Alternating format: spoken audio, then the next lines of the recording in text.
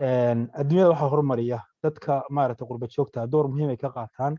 horumarinta wadamada maxaa yeelay wadamada ay tagaan waxyaalo badan bay ka soo bartaan ama aqoon ha ahaato ama xirfad ama experience ama dhaqaale intaba ha ahaato kadibna markaasi wadamadoodii home country-gooda dib ugu soo celiya marka diasporadu role muhiim ay ka qaadataa horumarinta dalka lacag adag bay soo geysaa oo waddanku u baahan yahay wadamada Afrika oo kale inaga waxaa moodaa Soomaalida inta badan dadkeennii diasporada ahaa inay ka faa'iidaysteen wadamo kale gaar ahaan wadamada deriska su'aal ahaan oo kale sektaro badan oo waddanka deriska aan nahay oo Kenya waxaa qaatay Soomaali investors oo dibadda ka soo noqday marka xataa waxaa jiray book laga qoray oo nin Ingiriis ah oo journalist ah oo qoray oo la yiraahdo Little Mogadishu meesha maaragtay oo uu yiri yacni Soomaalidu wixii aqoon iyo xoolo ay dibad ka soo shaqaysatay waxay ku maalgashadeen Nairobi ku maalgashadeen yacni buuggaas maaragtay qayb ka mid ah aad u faahfaahinaya yacni maxaa yeelay baasaboordoodii bay haystaan meel alla meeshay rabaan bay tegayaan waxbay ka soo gadanayaan wax raqiis ay keenayaan marka aad waxaa uga faa'iideeyay wadamada deriska mashruucan hadda annagu aan ka fulinayno deegaanka Garacad oo Soomaaliya Puntland ku yaal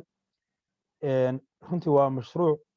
dadka maaragtay inkastoo dee Soomaalida oo dhan isugu tagtay haddana dadka maalgashaday ay aad uga dhex muuqdaan dadka diasporada waa mashruuc qiimihiisu $250 milyan oo dollar lagu qiyaasay marka lacagta lagu maalgelinayana waxa weeye waa ganacsato dad professional qurba joog iyo dad dal joog intaba waa maalgashanayaan mashruucaas dhismaha dekadda Garacad oo ka kooban dekad casri ah oo ay leeyihiin dad private ah oo modern ah oo si fiican maaragtay loo maalgeliyey oo ah dekadaha noqonaysa dekad ka mid ah dekadaha Soomaaliya waliba kuwa ugu maaragtay ugu waaweyn ama xagga beertinka maraakiibta ku xiranayaan ha ahaato ama dhinaca qotada maraakiibta badanaa waxay fiiriyaan depthiga ama qotada biyuhu inta moolkooda uu yahay marka waxay noqonaysaa dekad ka mid ah dekadaha ugu moolka dheer Soomaaliya mashruucan wuxuu kale ka kooban yahay waddo isku xidha magaalooyinka Garacad Gaalkacyo ilaa iyo xuduudka aan la leenahay waddanka Ethiopia ama customka la yiraahdo Turdibi waa waddo dhererkeedu yahay ilaa 300 oo kiiloomitir mashruucaas boqolkiiba boqol Soomaali baa maalgashatay waa ogtihiin oo Afrika marka mashaariic noocan oo kale laga maalgelinayo balaayiin oo waxay galaan deyn ah haddaan dee wadamada qaarkood aysan helin grantis ama wadamo kale aysan u dhisin oo hadda dekadihii hore oo Soomaaliya laga dhisay ama Berbera ha ahaato ama Muqdisho ha ahaato ama Kismaayo ama Boosaaso grants wadamo noogu deeqeen oo deeqa ama deyn ilaa hadda deymaha leen ku leeyahay kamid ah baa lagu dhisay laakiin dekadda Garacad waxaa lagu dhisay maalgashi ay dadka Soomaaliyeed maalgashadeen oo weli ilaa haddana u furan qofkii raba inuu ka qayb qaato ciduu ka xiran yahay male Soomaalidu dhan buu u furan yahay qof kasta oo Soomaaliya meeshuu rabo Soomaaliya ama deegaanada ay Soomaalidu degto xataa waxaa ku jira dadka maalgashaday dad ka socda kilinka shanaad ama dowlad deegaanka Soomaalida waxaa ku jira dad ka yimid North Eastern Kenya waxaa ku jira Djibouti waxaa ku jira Somaliland waxaa ku jira Jubaland meel kasta oo dhan waxa weeye waa maalgash u furan dadkaasna muddo yar ay lacagtoodii sida maaragtay feasibility study-gu lagu sameeyey 5 sano inay lacagtooda ku helaan kadibna qofkii uu faa'iido ka sameeyo mashruucani wuxuu yani u yahay in kaliya ma ahan mashruucan dekada kaliya lagu dhiso laakiin waxaan rabnaa waxa laga barto